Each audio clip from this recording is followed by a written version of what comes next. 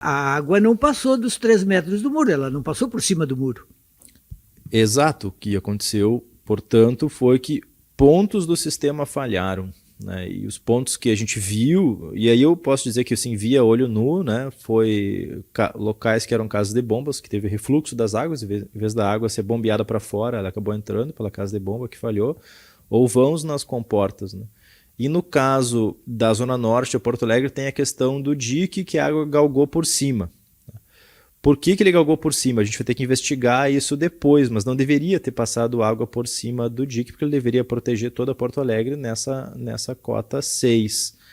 Então também é um ponto ali que a gente vai ter que No caso aprofundar. das casas de bomba, elas têm um equipamento que é instalado a uma determinada altura, que se eu não me engano é de 3 metros, porque esse é o limite. Mas elas poderiam estar instaladas, por exemplo, mais alto. É possível que elas venham a ser instaladas mais alto? Poderia, Jurimir. Assim, esse foi um aprendizado, tá?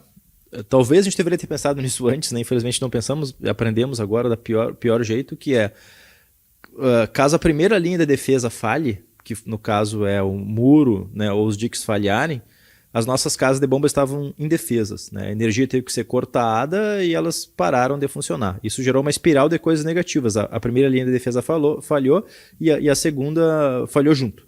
Né? Mas existe tecnologia, né? Não tem as tais das bombas anfíbias que estão trazendo aí? Isso, porque uma isso. bomba que quando entra água, se ela é para lidar com a água, quando chega a água ela não funciona? Isso, tanto a própria bomba quanto a alimentação, os painéis elétricos da bomba e tudo mais. Essa é uma parte do nosso sistema que a gente vai ter que rever para numa eventual falha, e até eu me refiro assim, numa eventual falha que vai que por algum motivo extremo da natureza passe dos 6 metros, né? Sim. No futuro, né, essas bombas ainda continuem a operar para secar a cidade mais rápido e tudo mais. Então isso é uma coisa que vai ter que ser, na minha opinião, revista no nosso sistema, que não aconteça mais, né? Que a falha na primeira linha de defesa não resulte numa falha na segunda linha, que seriam as bombas, que servem para tirar a água de dentro para fora, especialmente a água da chuva. Mas nesse caso aconteceu o contrário, a água acabou entrando, né, pelas casas de bombas, inclusive.